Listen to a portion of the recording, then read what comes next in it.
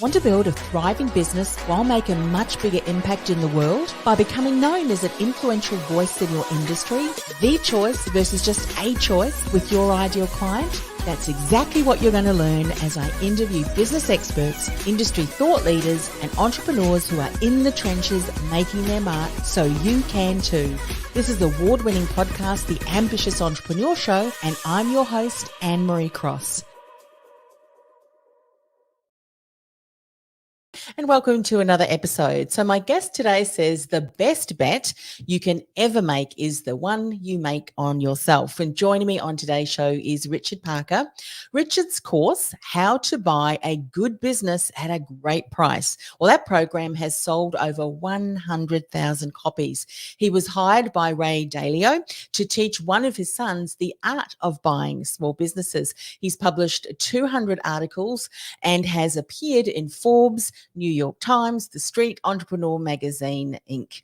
And on today's show, he's going to share the 3 biggest mistakes prospective businesses who are buying what they make, those mistakes. He's going to talk about why now may be the best time in the last 30 years to buy a business, as well as discover how to be among the 10% who successfully buy a business. So welcome to the show, Richard. Thank you. I appreciate you having me.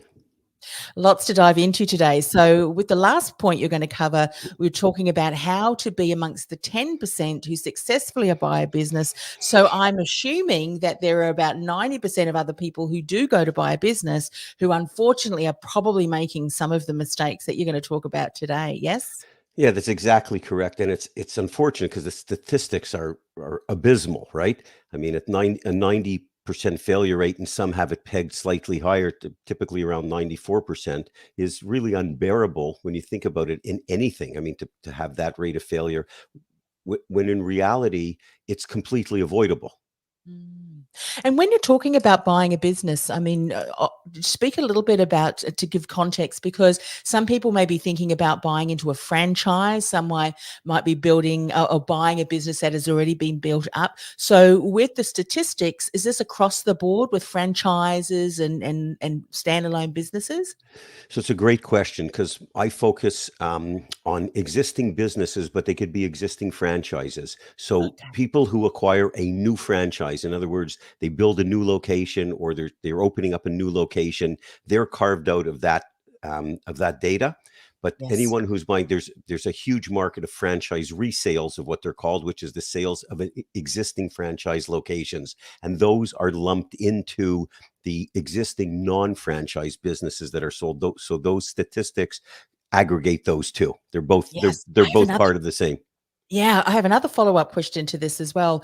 And I'd imagine that the people that you deal with are probably not business owners already. So it's not an existing business who is actually buying maybe a business competitor or so forth, or is this the mistakes that you see commonly made for both those people? So not just new business owners who are looking to buy into a business, but perhaps existing businesses who are buying into a business to expand their business. Does that make sense? It makes perfect sense, and it's a great question because a lot of what we focus on, and I had an interview earlier today was asking a similar question related to how people can potentially expand their business by buying or acquiring other businesses, which can be done at the lower market as well. So yes, this includes the market of any individual that is looking to acquire a business, be it a franchise resale or a non-franchise business, or as it relates to individuals that are current business owners that are looking to expand their business through acquisition. Well, the reality is they know their business, right? There's no disputing that. They know their business, they know their market, they know their customers, they know what they go to do, what they get up every day to do.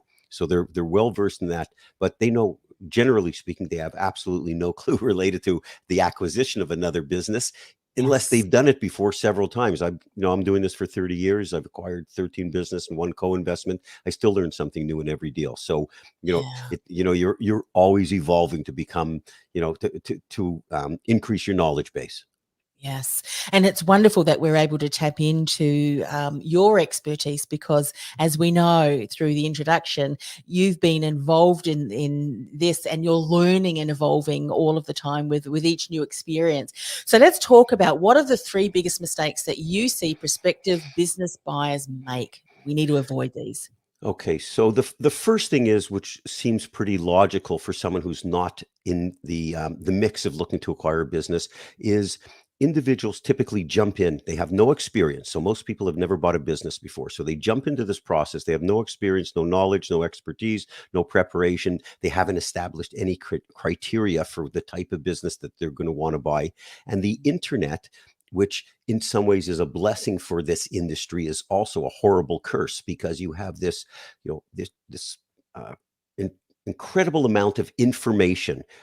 Most of it is generic, a lot of it is useless, and then you have these publicly listed business for sale websites where the majority of those businesses never sell, and those businesses are typically posted by business brokers. 75% of those businesses never sell, which is crazy. So what happens is people jump into this process and immediately start flailing around the internet looking for information. They generally get their hands on generic or useless information. Some of it may be valuable, but in the aggregate, it's really poor. And they're looking at businesses, so they're contacting sellers, they're contacting brokers. They have no idea what questions to ask. They have no idea when financial information is presented to them what to make of it.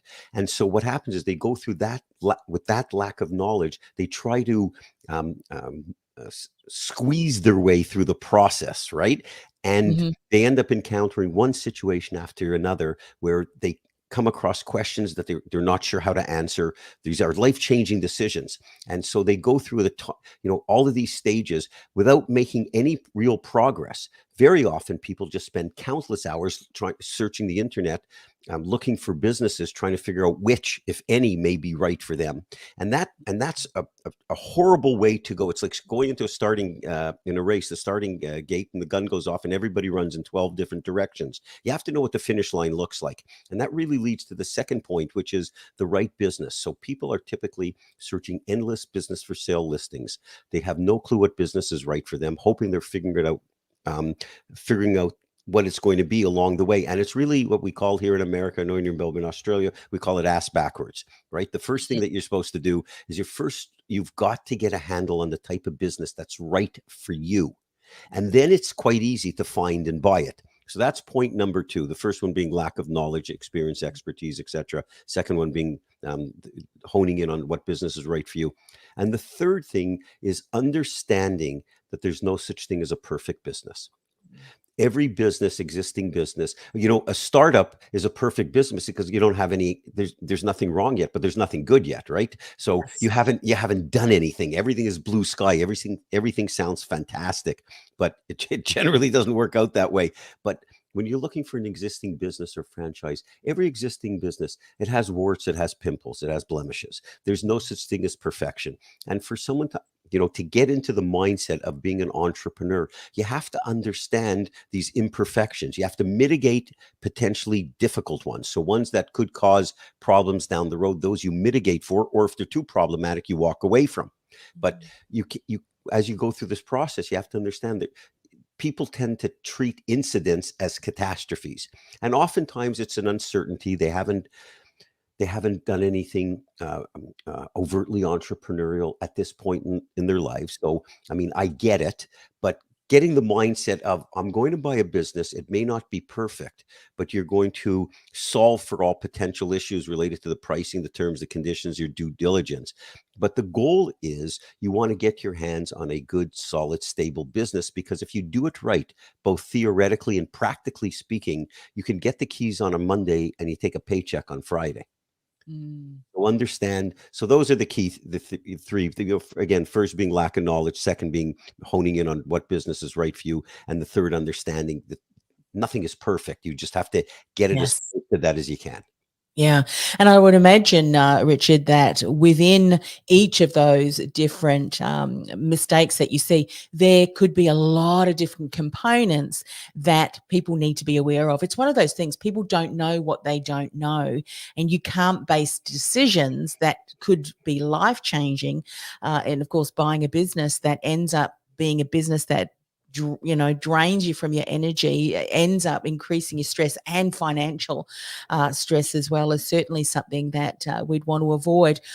Out of all of those three, and would you say that one is the most common, and if they tend to, I have a saying that individually each of these things are so important, but collectively they are crucial. So do you find that a good place to start, and I know we're going to talk about, discover how to be amongst the 10%, what would you say is a complete red flag for anybody who is already in the process of starting to find a business, and they've listened to what you've just said, Richard, and I've kind of got that covered. What is a red flag that you often will see people, if you really don't get this right, the whole lot of what I've just spoken about ends up being a problem Okay, because you so haven't foreseen? Does that make sense? it makes sense. There's a few questions in there, but let me hone into one that I believe, based on my experience, is the most important one, which is Yes. point number 2 that I made. There's 23 stages in this process of buying a business, from thinking about it to getting organized, to getting people on board, to engaging potential business brokers, to starting the search and the timing. So going through that whole process, anybody could do this if you break it down into manageable, bite-sized pieces. Now, you don't want to make any big mistakes, of course, but to give you some context and maybe reduce this to the absurd, if you will, right? Mm, If you were to do an average job on everything, even make a couple of mistakes, no big ones, no, the ones that are going to put you out of business quickly. But if you do an average business, an average job on all of the steps in the process, but you get the right business for you, right, that piece, you're 50% there. yeah. Because there's nothing singularly, which was your initial question, singularly, there's nothing more important than that. And, Yeah. you know, the way I try to explain it to people is in a couple of ways. One is, if you're going to look for trying to get a job, it's okay to embellish your skills a little bit during the interview process, because your goal is to get the job and you want to get your foot in the door, and you understand that there's people and colleagues that are going to help you find your way, and sort of some of your weaknesses or shortfalls. And it's absolutely true what you said. People don't know what they don't know, and that's always dangerous. But when you're buying a business, that's on your money, right? It's your money at stake in your future. So what's important for people to figure out is the following. Everybody has one, what I like to call one magical skill. It could be sales, it could be marketing, it could be dealing with, putting a plan together, dealing with employees, logistics, whatever it may be. So that single skill set is the following. Whatever it is that you do best has to be the single most important driving factor of the revenues and profits of any business you consider purchasing, because you can hire and outsource for everything else. But there's always a single thing that is the gold in a business that drives the business. And whatever skill set it takes for that driver to happen, that is what you've got to have. Yeah, totally. As you said that, I totally agree with that, because it's also going to create that fulfillment, that passion, and you would know that for being a business owner yourself, something that you continue to create and evolve. And even though you may be purchasing an existing business, there still is that requirement of you continuing to maintain the momentum that has already been built. And if you're not excited about that, if that doesn't get you up in the morning, it's going to be very difficult for you to overcome challenges. And there's challenges in everything, isn't it? And there's risks in all those things. But you'll find yourself becoming very downcast soon if you find that you don't like even showing up within your Correct. business. I Correct. totally Correct. And one of the things that you point out related to passion, where I think people have this misconception of, find something you love, this whole thing, you do something you love, you'll never work a day in your life, or find something you're passionate about and go into that business. That sounds terrific, but it's not the reality of things, right? right. And so what happens is, when you get into a business, and of course, you've got to be proud of the business that you acquire and what it does and the products and services that it offers, but the passion develops. It's rare that you start off at a high level of passion. The passion develops because you've got into a business. You've changed your life. You don't have to work for somebody anymore. You're in control of your own destiny. There's no ceiling to your earnings. You're contributing to the life of others. You're getting up every morning to build something, to grow something that over time is going to add substantial value. And then come at one point down the road, you're going to sell it for infinitely more than you paid for it. So everything that happens in a business, because it's like a living, breathing animal, right? A business, Yes. things change, and there's ups and there's downs, and there's great times and there's horrible times. And I've had businesses that have, been absolute phenomenal successes, while at some point in time during that business, I went to sleep on Monday night. I had no clue how I was going to make payroll on Friday. And so you have these, these emotional roller coaster parts, but all of that contributes to developing excitement about the business, and you get up every morning with a purpose and excited, and running into the office. So the passion really develops over time. That's right. It's It's rare that that it happens from the motivation that you beginning. will continue, continue to take whatever steps that are necessary. And talking about, you mentioned earlier about looking to see whether a business fit you. If you're someone who's very maybe intrapreneurial or entrepreneurial, you've got to then look at, if I go into a franchise, what are the regulations around what you've got, an opportunity to change. There's going to be some rules and regulations that they don't want you to go off, left field, because of the fact that it's under their franchise. So these are just things that you need to consider, I Yes. think. And the reason I mention that is because you hear of individuals that go into roles that they just can't thrive within, because the environment in which they're working isn't conducive to their style, their motivation, what drives them, their key skill is and strength, as you said. And similarly to a business, are you buying a business that has, structures around it, say is in a franchise that is quite restricted or feels constricting to you, and you can't make the changes that you may want to change because of what's in place. And these are just things that you need to consider. And as we've said, we are just scratching the surface. Let's just move on to the next, because you say that now may just be the best time, even in the last 30 years, to buy a business. Share more about this. Okay, it's a period that I call beautiful upheaval. I mean, there's just some wonderful things at play that put the advantage in my view in the buyer's court. And there isn't blood in the streets, but it's starting to seep in. And when that happens, it's generally opportunistic for acquirers. And some of the things, for example, interest rates are going up, inflation. There's concern presently about inflation, and whether someone listens to this today or 10 years from now, when the economy is in flux, right? It's this is all, these things all play into whether or not it's somewhat of a buyer's market or seller's market. So you have those three things specifically at play. And what happens is many buyers are scared, or prospective buyers are scared. That equals less buyers. Typically, that equals a buyer's market. In other words, you have a business for sale, the buyer pool that you can potentially sell your business to, if that's shrinking, so That's your competition. your valuation typically shrinks commensurately, right? And furthermore, valuations have been made very difficult over the last few years because of the pandemic.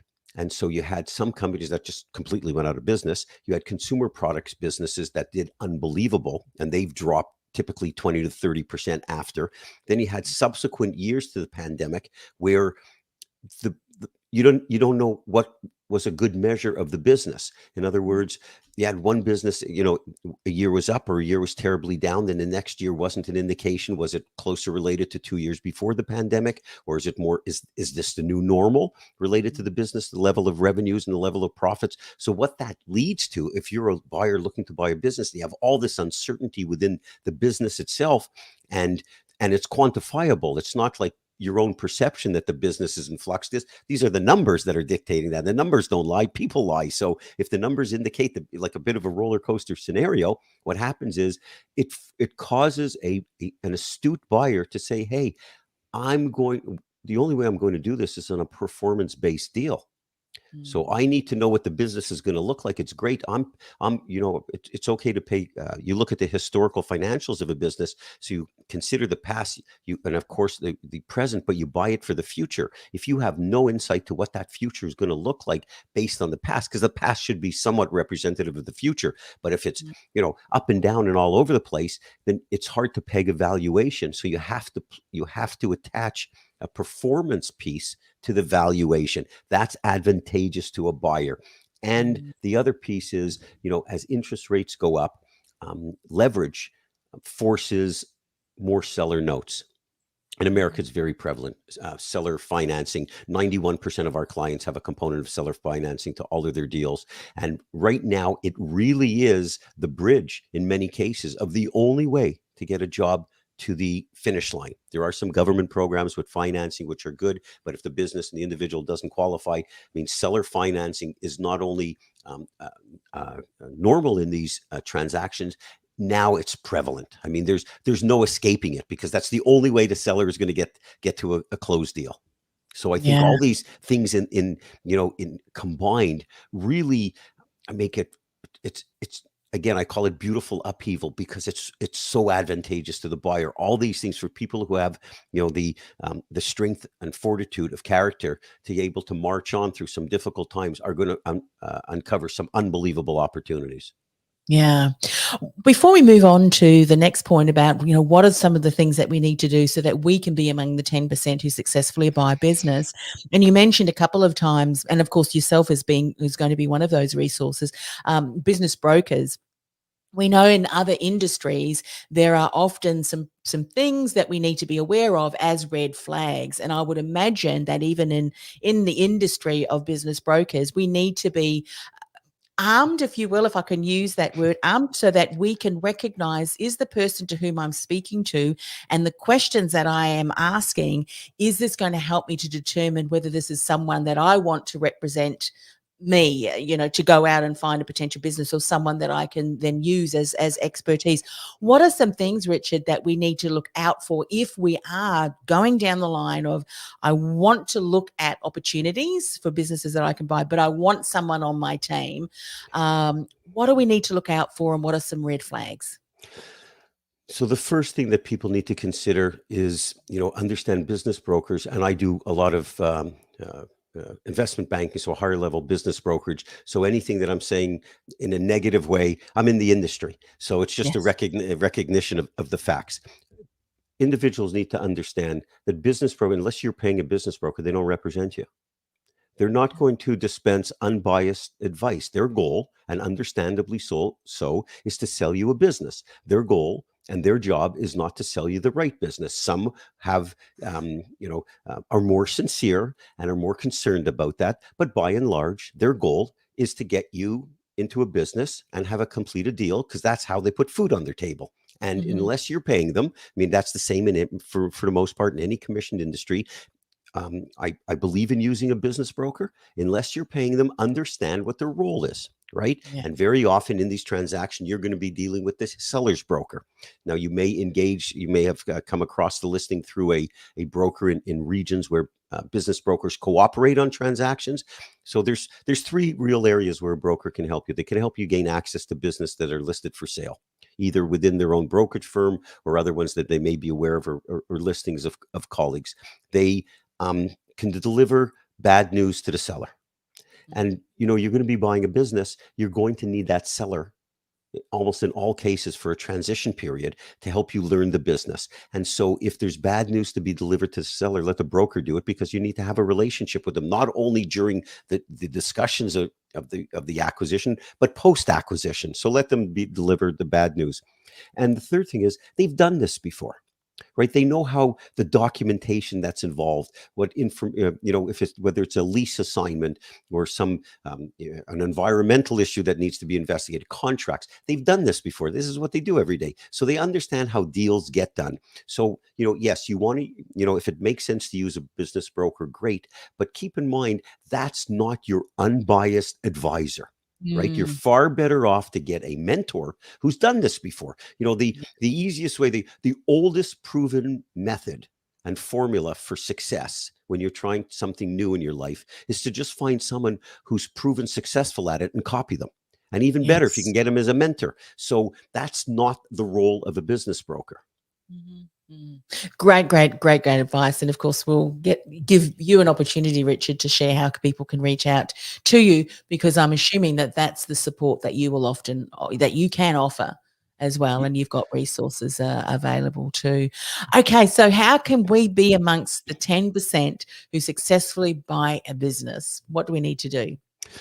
So the first thing, I think, you go back and you look at what is the polar opposite of the mistakes, the biggest mistakes people make, right? Of the three biggest mistakes. So the first thing is you've got to acquire the knowledge. Now you don't, you want to get up as quick as fast as possible to a level of expertise, right? And again, when I talk about a level of expertise, I want people to understand anybody can do this, right? This is a um, it's not difficult, it's complicated. And so understanding the various components of the process is critically important. Acquiring the knowledge that they need for the various stages of how you're valuing a business, what you need to do during due diligence, what you need to negotiate. There's 36 key questions you need to ask the sellers. What are those? What questions should you be asking? What answers should you be looking for? And if in the case that there's an answer back, what is the response to that? Because typically questions beget more questions, right? So people get into this process, they have, way too many questions that go unanswered. That's why they abort, right? Because they just become overwhelmed. So the first thing is you have to gain knowledge. You have to learn what's involved related to getting in your own head and being very clear what type of business is right for you. Like, I know I have 5 golden rules for buying a business. I'm happy to share that with you afterwards, which are unbreakable, and these evolved over time.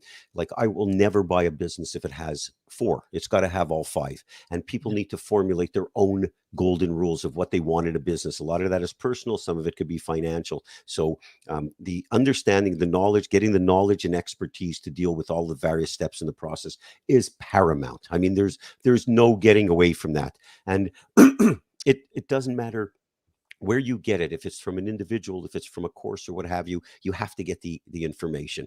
The other thing is, you can't fall um, for these sort of guru type programs. I tell people to be very wary. There's all kinds of, in every industry, there's these alleged gurus on the internet selling programs for thousands of dollars, and most of them are just gurus in marketing, right? They've never even done what they've done before. And so people should be very cautious before they drop $5, $10, $25,000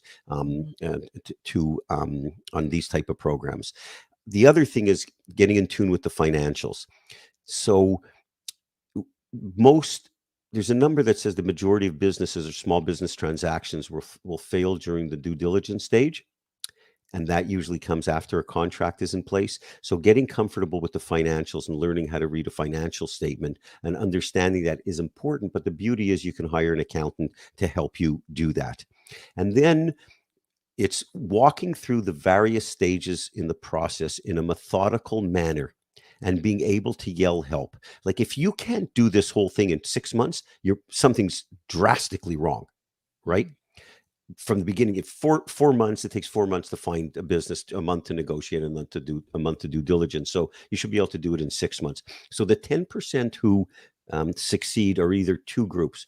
They're the groups who've done it before numerous times, and they have a track record. They know, what type of business is right for them. They know how to negotiate. They know how to value a business. They know what to look for in due diligence. They know how to structure a contract. So they have a track record. They have an advantage. The other group that succeeds are the ones that gain the knowledge that they need in order to become experts, right? Yes. So and I understand that if it's somewhat of a generic statement, but there's no excuse for the knowledge and preparation. So people that want to get into, and I'll give you an example. If you're not sure what type of business is right for you, well, go onto the publicly listed businesses for sale, pick 3 or 4 categories that you think you're interested in. Yeah.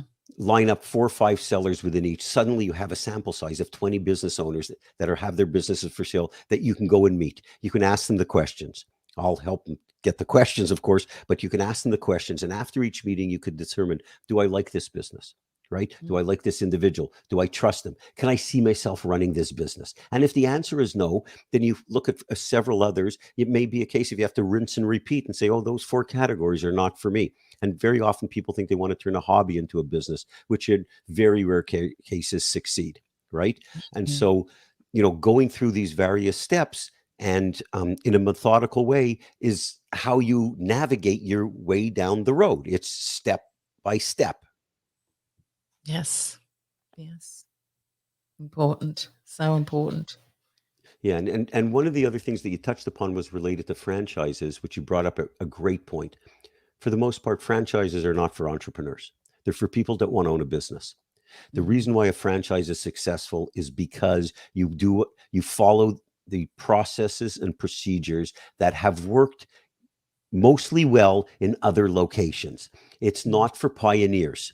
And everything is about the brand. You have to put the brand first. And yeah. so if you're someone who's, a pioneer, an entrepreneur looking to do great things, and you come across a marketing strategy that doesn't seem to work and you want to change it and you want to do something different, that's not what a franchise is built for.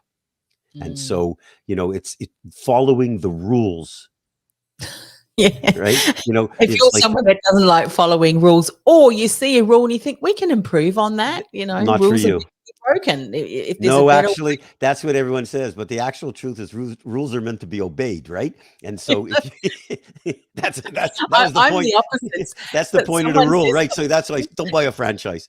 yeah, Do that's yourself right. a franchise.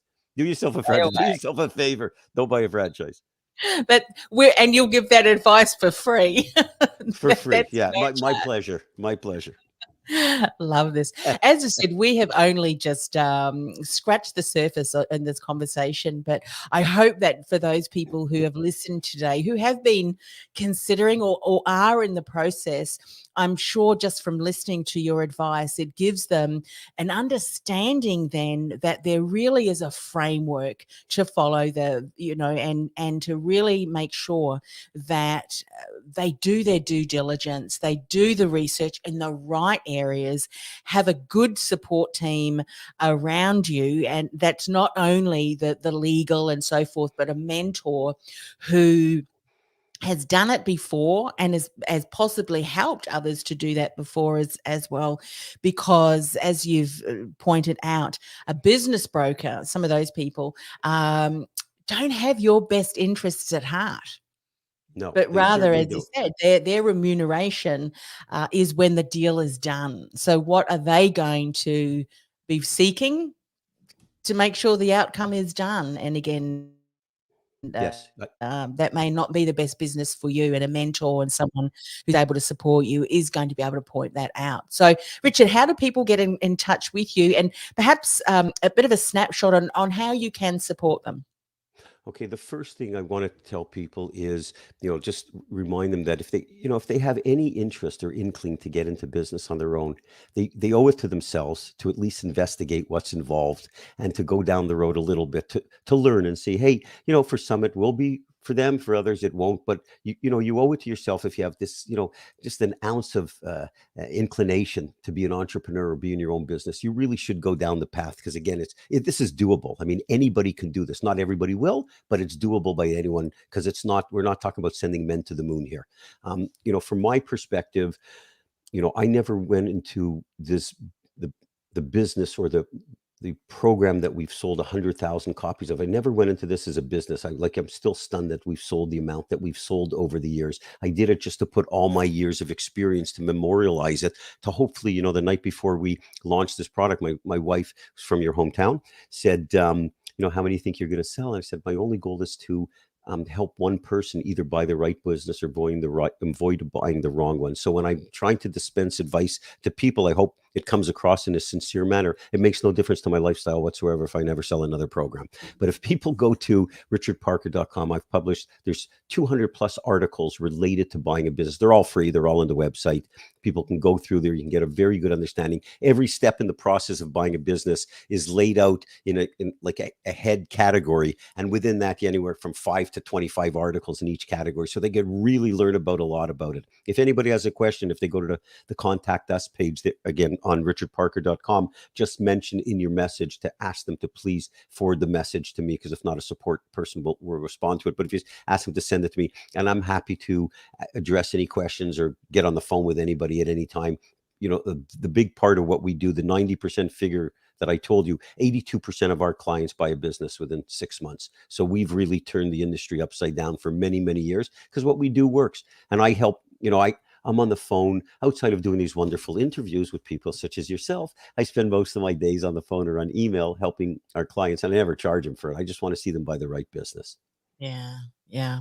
And I mean, just the fact that, you've given so much rich resources on the website, as well as a great place for people to start, really validates, your heart in wanting to support people. And I think that's often the way that really good businesses are built on the back of, isn't it? Of being integral and sharing what you've learned, because you can certainly fast track to success, and also fast track to success through supporting people and avoiding the pit holes that they may not even be aware that are there. So thank you so much for coming on the show. I know that you were saying earlier before we went live, this is your third interview. So you've certainly been sprinkling your wisdom around the place today, and we thank you for coming on the show and doing likewise with our audience as well. And we wish you all the best, Richard, and anybody who is looking to buy a business.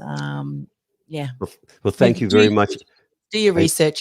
Richard's website is certainly a go-to resource as you're expanding your knowledge in this area. Thanks for coming on the show. Well, thank you very much. I appreciate it. You asked great, insightful questions, and I really enjoyed our time together. Thank you again for having me. It's been an honor.